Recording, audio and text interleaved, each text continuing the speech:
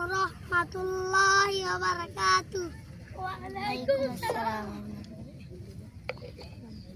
নবীর রহমতে আলম নূরে মুজাসসাম সাহাবীরা আতর বানায় ওই নবীজির হা সাহাবীরা আতর বানায় ওই নবীজির হা ও স্তনে হান্নানা একটা খেজুর গাছের নাম যাকে ধরে উঠবা দিতেন রাসূল আকরাম। ও স্তনে হান্নানা একটা খেজুর গাছের নাম যাকে ধরে উঠবা দিতেন রাসূল আকরাম।